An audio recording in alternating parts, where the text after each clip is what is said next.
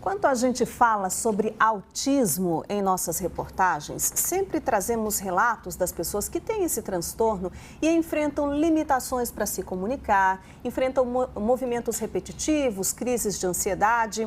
Hoje em Cuiabá, uma palestra vai mostrar que o autista pode sim ter uma vida plena, desde que tenha acompanhamento e não seja visto com preconceito. Um dos palestrantes é o Nelson Marra, que é formado em artes cênicas, futuro estudante de psicologia e autista. Bom dia, Nelson. Bom dia, Luzimar. Em primeiro lugar, eu queria que você explicasse pra gente. Existem vários tipos de autismo. Em qual tipo você se enquadra? Sim, o autismo é como se fosse um grande círculo e dentro desse círculo vários minicírculos e cada um desses minicírculos é um grau.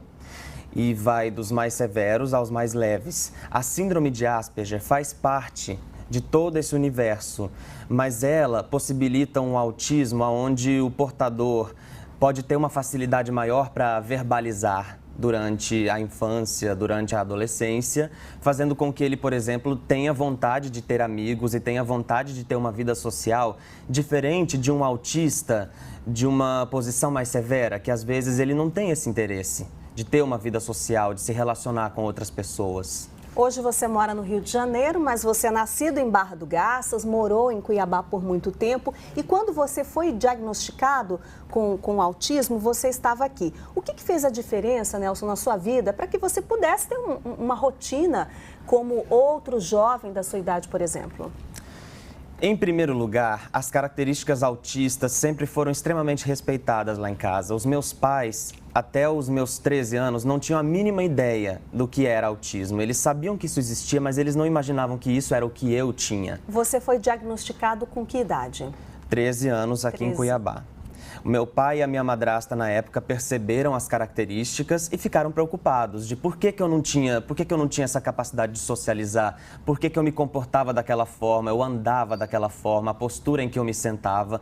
Então, eles foram até a minha psicóloga da época e ela confirmou. E eu lembro que eu cheguei em casa uma noite, naquele mesmo ano, e o meu pai me entregou um artigo impresso em inglês e eu já falava inglês fluente. Eu li aquele artigo, eu me senti iluminado, a minha vida mudou, porque eu percebi que existiam no mundo outras pessoas que tinham aquilo que eu tinha, que eu não era um esquisito, que existiam, às vezes eles não têm a mesma característica que eu, mas que existem no mundo algumas pessoas que se aproximam de mim, que sentem o que eu sinto, e aquilo mudou tudo. Então, assim, apesar das características autistas sempre terem sido muito respeitadas lá em casa, meus pais sempre fizeram o possível para que eu conhecesse outras crianças, outros jovens, para que eu fosse sempre à escola assiduamente, que eu fosse nos aniversários, que eu viajasse com eles, fosse para a natureza. E isso me ajudava a ver o mundo lá fora.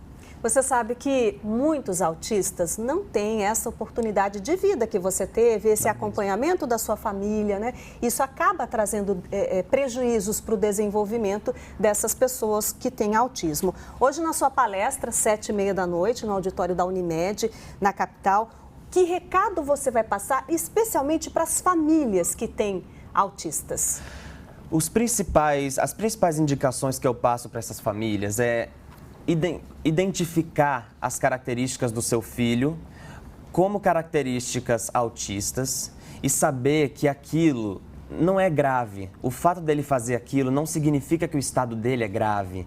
A preocupação das famílias é saber se o filho delas, por exemplo, as mães vêm me procurar muito lá na minha página na internet, elas falam muito assim: Nelson, meu filho fica o dia inteiro na televisão, não há nada que eu possa fazer para tirar ele dali, o que eu posso fazer? Me ajuda.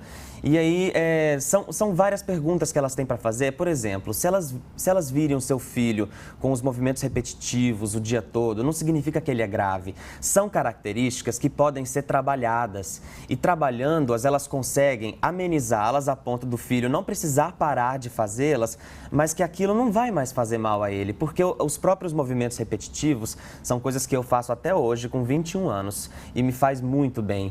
A seletividade alimentar, como lidar com ela. Não come de tudo? Não, porque nós temos organelas no corpo que não funcionam da mesma forma que funciona no corpo humano, do ser humano neurotípico. o nosso corpo ele tem algumas impurezas que o corpo não consegue limpar.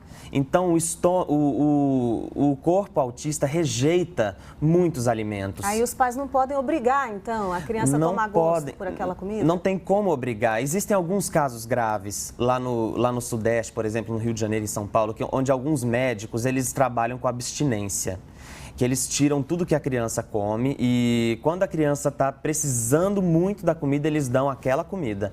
Mas isso funciona, é uma dieta, existem dietas que trabalham isso, mas isso é um caso para um autista que está numa situação mais severa.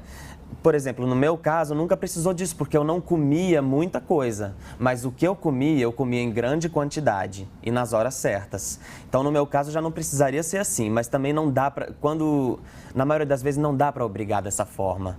Porque não vai melhorar nesse sentido. Agora, você vai fazer o curso de psicologia? Sim. Tem o sonho de ser psicólogo.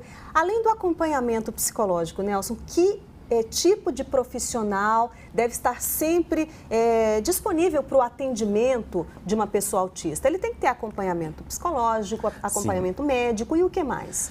O ideal é que tenha o psiquiatra, o psicólogo comportamental, para analisar como vai ser a relação dele com o meio social e principalmente que a família também faça terapia. Não só o paciente. Não só o autista, o paciente. A família, às vezes, é muito mais importante que ela faça terapia do que o próprio autista, porque às vezes os pais estão mais atordoados do que a própria criança.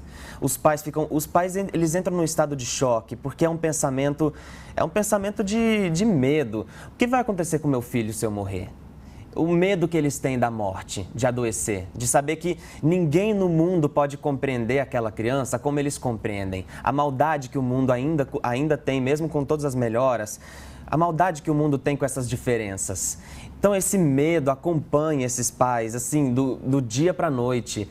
E é pesado, então assim, os pais também precisam desse apoio da terapia. A criança autista também é muito importante, a fonoaudióloga, porque a nossa dicção às vezes costuma ser problemática, ou às vezes a gente usa palavras rebuscadas demais, principalmente o Asperger, porque como ele não fala gírias, ele não fala a língua geralmente das pessoas da idade dele, ele acaba usando palavras rebuscadas e aí as pessoas não conseguem compreendê-lo direito o que ele fala, ele soa como uma pessoa engraçada aos olhos dos outros.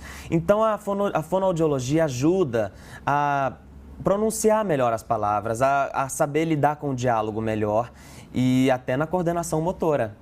E o teatro e a música que eu recomendo para qualquer criança autista, porque no meu caso mudou radicalmente a minha postura de andar, a minha postura de me sentar e de conversar com as pessoas. Quem quiser conhecer um pouco mais do Nelson Marra pode ir nessa palestra hoje à noite. A palestra é de graça, 7h30, né, Nelson? 7h30, no auditório da Unimed, na Barão de Melgaço. Ok. Foi um prazer recebê-lo aqui. Muito prazer, Sucesso na sua vida. Bom dia. Muito obrigado, bom dia.